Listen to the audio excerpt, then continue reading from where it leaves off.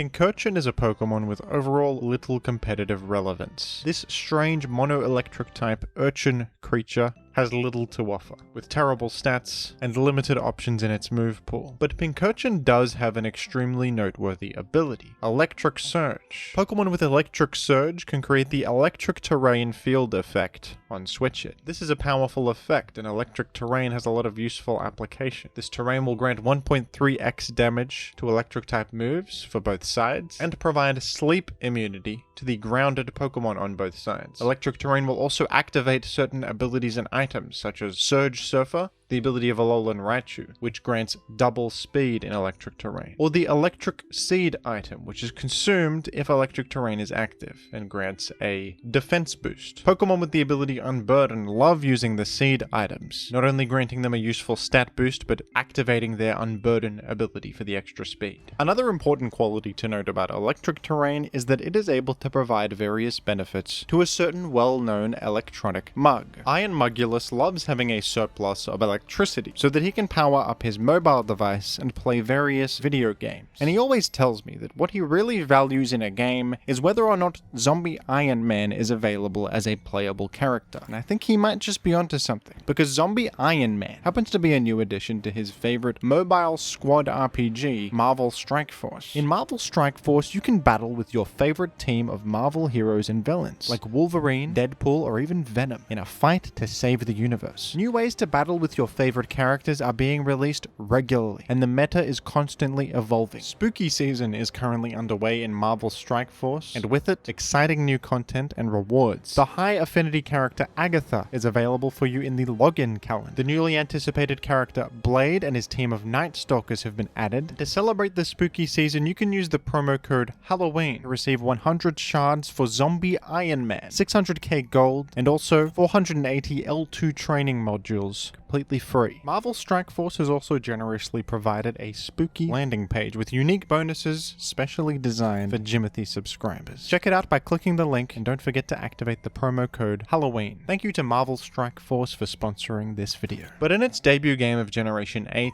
Pincurchin was of course completely outclassed by Tapu Koko, the far superior electric terrain Pokemon. In Gen 9, however, things are a bit different. The Tapu Pokemon that defined Gen 7 and 8 so significantly with their terrain setting abilities are not in Gen 9, and the options for terrain setting Pokemon are much more limited, and it just so happens that Pincurchin, this average little mollusk, is the only Pokemon able to set electric terrain in the entire game now, with the exception of Miraidon. But Miraidon is a powerful legendary banned to Ubers in singles and restricted in VGC formats. So if you want to use electric terrain, Pincurchin is all we've got. And funnily enough, there's a very good reason to want to use electric terrain in Generation 9. The future Paradox forms all have the ability Quark Drive. This ability will grant a 1.3x boost to your highest stat, or 1.5x if the stat is speed, if electric terrain is active. You can also temporarily activate this boost with the booster energy item, but it will fade away if you switch out. Even without this Quark Drive boost, a lot of these future Paradox Pokemon are fantastic metagame staples, so activating their Quark Drive boost has high reward potentially. Enabling these Quark Drive Pokemon is alone a pretty fantastic trait for Pincurchin, and beyond just that, it can at least do a few other things. Pincurchin has access to spikes, which is actually very nice. Setting terrain on the field and being able to set hazards on the field as well is pretty good roll compression. That's the best thing Pincurchin has going for it though in terms of utility. Beyond that, it has Discharge, which is boosted by the electric terrain at least to deal decent damage, and it can apply Paralysis, which has an impact. You also get Scald to be able to hit ground types, which is pretty nice so you don't get completely shut down by them. And you have Memento, a move you can use to sacrifice yourself, lowering the target's attack and special attack by 2 in the process. This can allow you to pivot out and set up with one of your Quark Drive Pokemon against a severely weakened enemy. This sounds like a decent enough concept to build around, but there are some hurdles for the electric terrain Pincurchin offense team style. Pincurchin has actually kind of gotten worse as Gen 9 has gone on, for a couple of reasons. Rillaboom being present in the metagame is bad news for Pincurchin. Pincurchin. Rillaboom is just a fundamentally strong Pokemon on its own merits, and it happens to set grassy terrain on the field, which overtakes electric terrain and replaces it with grassy terrain. This can often ruin your entire game plan and make Pincurchin feel like a wasted Pokemon slot. It's also a little unfortunate that the sleep immunity provided by electric terrain is now completely useless, as sleep is banned entirely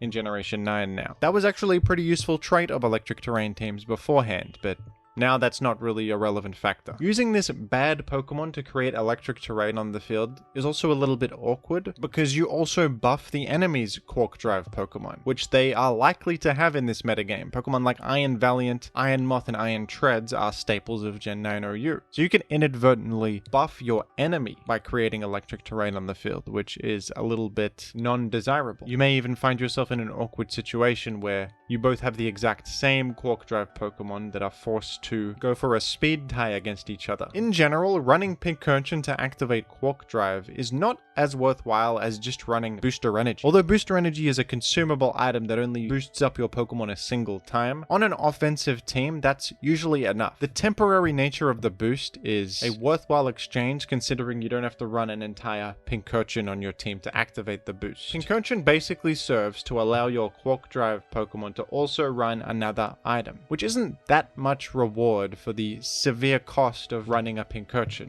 Early on in the Gen 9 OU tournament metagame, Pincurchin was actually used twice in SPL 14, and it won both times. This was back when Chien Pao was still legal, and none of the DLC had released yet. This is kind of a funny game, because while it's technically a Pincurchin win, Pincurchin itself and all of the electric terrain synergy Pokemon, including Holucha and the Quark Drive fellows, were kind of easily stopped. Toxapex just hazed this Holucha. Iron Valiant could not break the Clodsire, but then Chien Pao came in and just destroyed everything because Chien Pao's broken. So can we really call this one a Pincurchin win? Technically we can, but I don't know. I don't think so. The player Soulgazer did get an actual win with a Pincurchin team in the same tournament though. This one after Chien Pao was banned. And this was quite an interesting team, using not only the novel Iron Jugulus, but Pawmot to not only boost its double shock in electric terrain, but take advantage of Revival Blessing to resurrect powerful Quark Drive boosting allies and get more value out of them. Maybe even resurrect the Pincurchin to reset electric terrain. Pawmot's Revival Blessing did come into play here, as resurrecting Iron Valiant and resetting electric terrain on the field is what won this battle. And keep in mind, this was not just any Pokemon game, this is a high-level event, so a Pincurchin win right here was significant. This was a pretty effective team for the time, but the metagame has changed a lot now. Can Pincurchin still function in today's metagame, where so much is different? The most recent team I've seen with a Pincurchin on it that has had noteworthy results was this team from the player SG Pokemon that was posted on the RMT section of the Smogon forums. This team was used to achieve suspect requirements for the Gouging Fire suspect vote, which is a reasonable display of a team's effectiveness. And it is a good showcase of what Pincurchin can do in the current metagame. Although some metagame shifts have been unfavorable for Pincurchin,